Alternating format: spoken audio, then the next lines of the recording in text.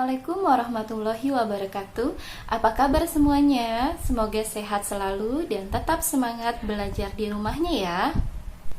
Materi hari ini yang akan kita bahas adalah tentang buku fiksi dan buku non-fiksi. Membaca merupakan kegiatan wajib bagi seorang pelajar. Bacaan itu tidak hanya buku pelajaran saja loh. Banyak buku-buku yang dapat kalian baca, tetapi masih banyak bacaan buku yang bisa kita baca. Bisa buku kumpulan cerpen, buku kumpulan novel, dongeng, dan juga banyak buku-buku lainnya. Tiada hari tanpa membaca. Karena membaca merupakan jalan lurus menuju manusia yang cerdas dan berjaya. Dengan membaca, kamu bisa memperoleh banyak wawasan dan ilmu pengetahuan. Dengan membaca, kamu pun bisa memperoleh hiburan dan kesenangan. Dengan materi ini, kamu diharapkan dapat menggali informasi dari buku fiksi dan buku non-fiksi yang kamu baca. Buku bacaan terbagi dua, yaitu buku fiksi dan buku non-fiksi. Contoh dari buku fiksi yaitu ada dongeng, cerpen, novel, dan buku-buku fiksi lainnya. Dan buku non-fiksi contohnya buku pelajaran, karya ilmiah, dan biografi. Coba kamu pikirkan kembali ketika kamu membaca novel. Apa yang kamu rasakan? Tentunya kamu akan merasakan apa yang dirasa oleh tokoh cerita. Seseorang membaca buku fiksi pada umumnya untuk memperoleh hiburan dan kesenangan. Tidak demikian dengan buku non-fiksi. Tentunya ketika kamu membaca buku tersebut, kamu dapat memperoleh sebuah wawasan, informasi, dan pengetahuan. Oke, kesimpulannya adalah kita bisa mengetahui apa itu buku fiksi dan buku non-fiksi dari contoh yang tadi sudah disebutkan. Apa itu buku fiksi? Ya, betul sekali.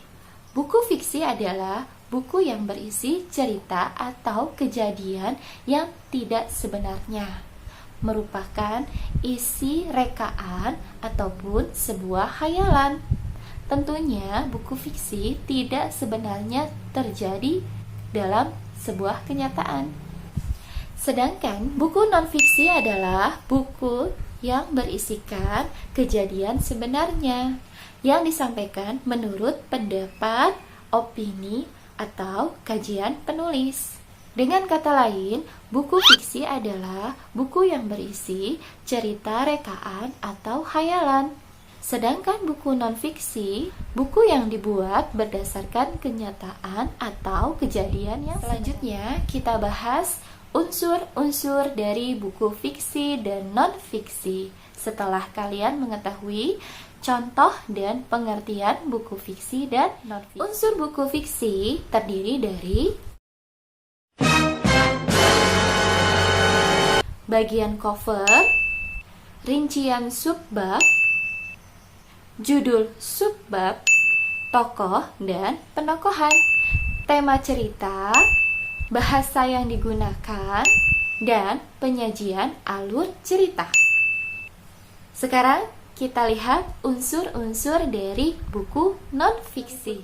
Bagian cover buku, rincian subbab buku, judul subbab buku, isi buku, cara menyajikan isi buku, bahasa yang digunakan, dan sistematika penulisan.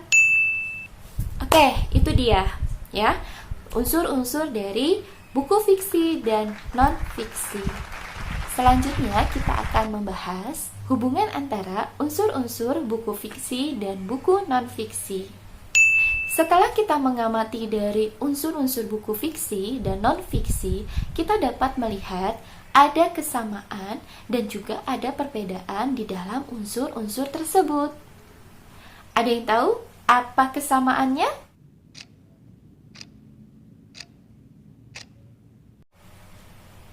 Ya, betul sekali. yaitu sampul atau cover, rincian subbab, dan judul subbab. Dalam hal perbedaan, buku non-fiksi memiliki isi yang ilmiah, aktual, dan faktual. Disajikan dengan bahasa yang baku dan memiliki sistematika penulisan yang standar.